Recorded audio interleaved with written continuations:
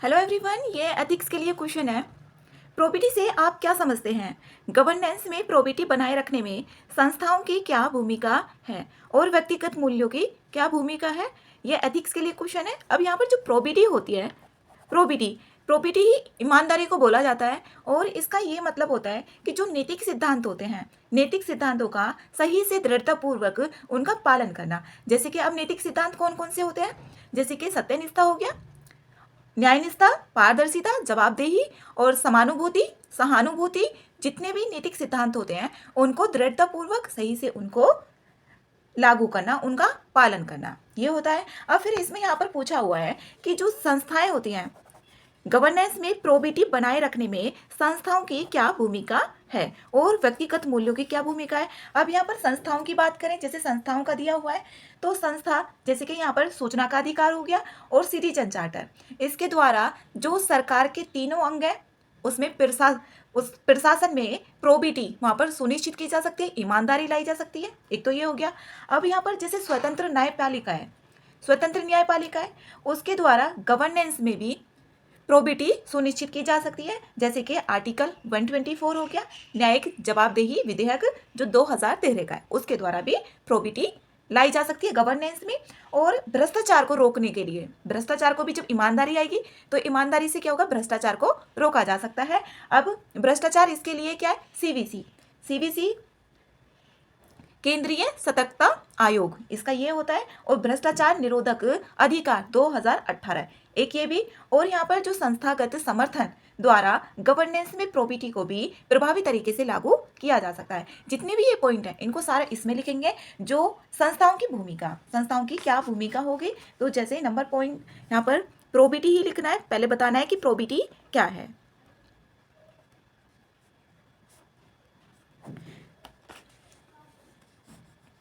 Probity का मतलब होता है ईमानदारी से, और ईमानदारी में भी जो नैतिक सिद्धांत होंगे, नैतिक सिद्धांतों जैसे सत्यनिष्ठा, पारदर्शिता, तटस्थता। तटस्थता का मतलब होता है न्यूट्रल, वो किसी की भी तरफ नहीं, ना तो इधर ना ही, तटस्थता, न्यायनिष्ठा। जितने भी नैतिक सिद्धांत होंगे, न्यायनिष्ठा, सहानुभूति, समानुभूति,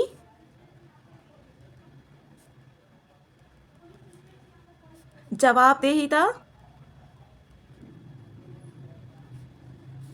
आदि।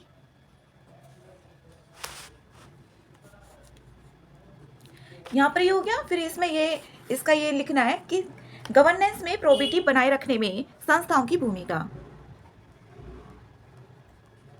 गवर्नेंस में प्रोबिटी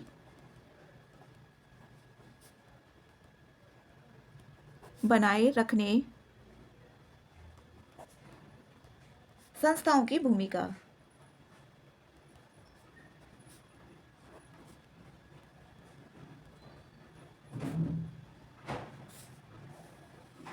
संस्थाओं की क्या क्या भूमिका होगी यहाँ पर, जैसे सूचना का अधिकार, या सिटीजन चार्टर भी लिख सकते हैं पहले, सूचना का अधिकार, आरटीआई, वे सिटीजन चार्टर,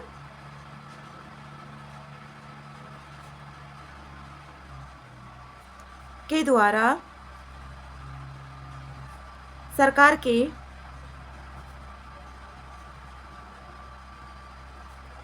तीनों अंगों व प्रशासन में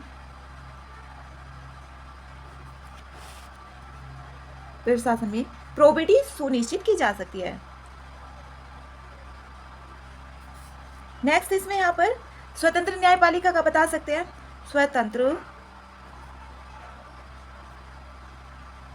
स्वतंत्र न्यायपालिका द्वारा गवर्नेंस में प्रोबिटी, यहाँ पर आर्टिकल और जो भी विधेयक है उसका भी, जैसे अनुच्छेद 124 और न्यायिक जवाबदेही विधेयक, न्यायिक जवाबदेही विधेयक 2013 में जो लाया गया था, 13 द्वारा। यहाँ पर ये हो गया। इसमें नेक्स्ट, अब जो संस्थागत होते हैं, संस्थागत इंस्टीट्यूशन जो होंगे, उसके समर्थन के द्वारा गवर्नेंस में भी प्रोबिटी लाई जा सकती है। संस्थागत समर्थन द्वारा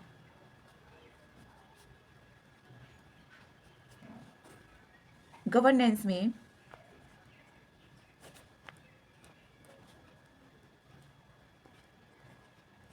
प्रोबिटी को प्रभावी तरीके से लागू किया जा सकता है।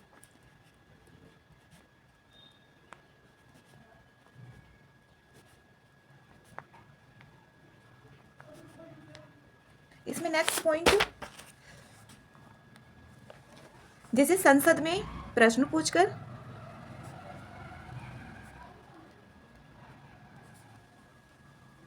संसद में प्रश्न पूछकर, बहस करके,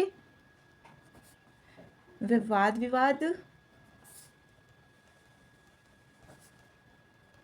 द्वारा शासन में प्रोबिटी लाई जा सकती है। शासन में प्रोबिटी। इसमें नेक्स्ट पॉइंट, यहाँ पर भ्रष्टाचार को रोकने से संबंधित जो भी विधेयक है उसको लिखा जा सकता है, और कौन उस पर काम करता है उसका जो भी बॉडी है उसका भी लिखा जा सकता है। जैसे भ्रष्टाचार को रोककर सीवीसी व भ्रष्टाचार निरोधक, यहाँ पर अधिनियम है 2018 वाला, वो भी सीवीसी व भ्रष्टाचार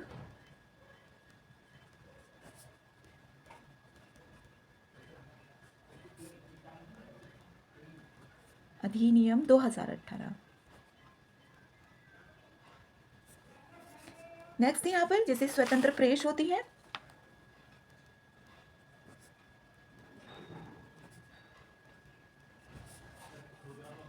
प्रेस द्वारा, जैसे प्रसारण मानक,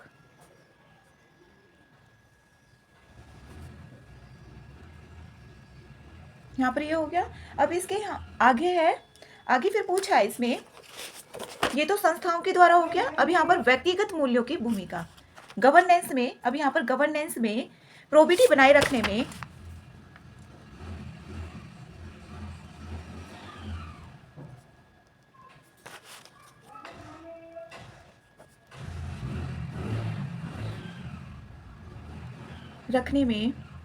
व्यक्तिगत मूल्यों की भूमिका,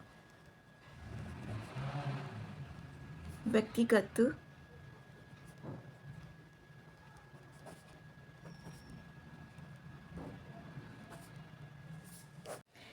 इसमें यहाँ पर जैसे व्यक्तिगत मूल्य हैं, व्यक्तिगत मूल्यों की भूमिका बतानी है।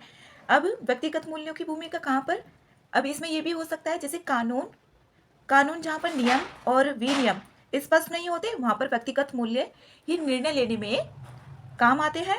और इसमें यह भी हो सकता है जैसे कि मूल्य शासन व प्रशासन में जो मौजूद व्यक्तियों का मार्गदर्शन भी करते हैं। और जैसे सुशासन को कुशासन में अगर कहीं पे कानून नियम व विनियम को लागू करने वाला जो अच्छे व्यक्तिगत मूल्य नहीं है, तो जो अच्छा सुशासन होगा वहां पर कुशासन में वो चेंज हो जाएगा। इसी तरीके से यहाँ पर लिखना है, जैसे जहां कानून नियम और विनियम स्पष्ट नहीं होते,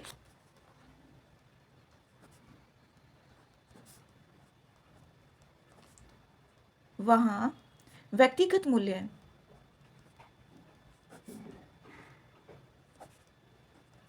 निर्णय लेने में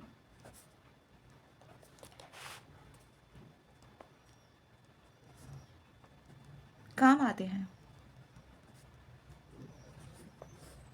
इसमें नेक्स्ट जैसे कि जो मूल्य होंगे, यहाँ पर जो वैल्यूज होती हैं, एथिकल वैल्यूज होती हैं, वही मूल्य शासन व प्रशासन में जो भी व्यक्ति हैं, मौजूद व्यक्तियों मौजूद व्यक्तियों का मार्गदर्शन करती हैं। जो भी इथिकल वैल्यूज होंगे वो मार्गदर्शन करेंगे, मार्गदर्शन करती है। और यहाँ पर जो कानून, नियम व विनियम को लागू करने वाला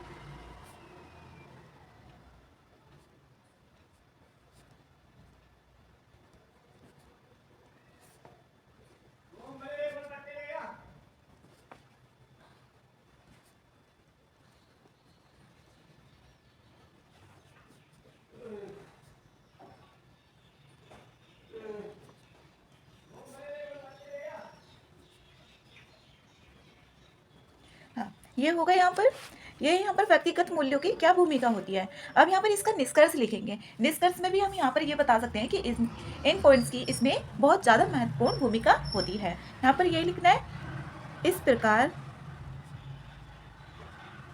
इस प्रकार गवर्नेंस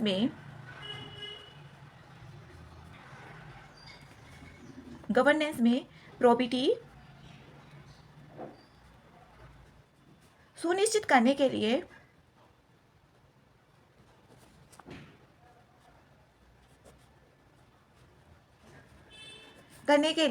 संस्थाओं और व्यक्तिगत मूल्यों की अहम भूमिका होती है। के लिए संस्थाओं और व्यक्तिगत मूल्यों की अहम भूमिका होती है।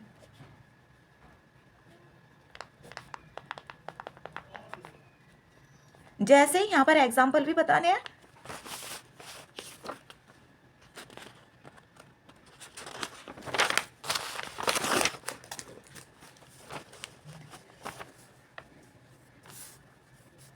जैसे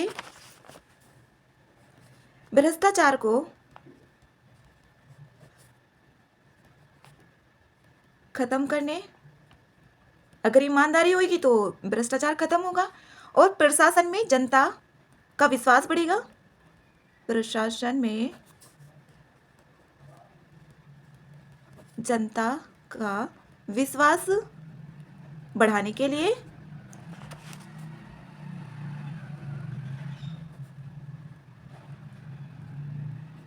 सामाजिक पूंजी का होगा।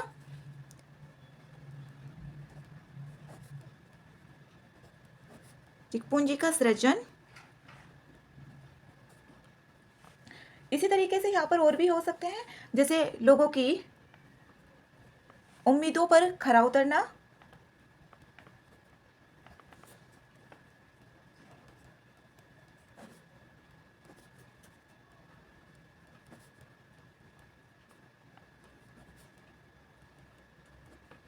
ये इसमें पूरा क्वेश्चन हो गया है। यहाँ पर ये क्वेश्चन था और इसमें ये पूरा हो गया है। और ये जो लाइन होती है इससे बाहर नहीं जाना होता। ये यूपीएससी की कॉपी है, यूपीएससी या यूपीपीसीएस ऐसा ही आती है वहाँ पर कॉपी। ये यहाँ पर इस तरीके से इसमें यहाँ पर मार्किंग होती है, तो इससे बाहर नहीं जाना है, इसके अंदर अंदर यहाँ पर लिखना है। ये पूरा कंप्लीट हो गया है।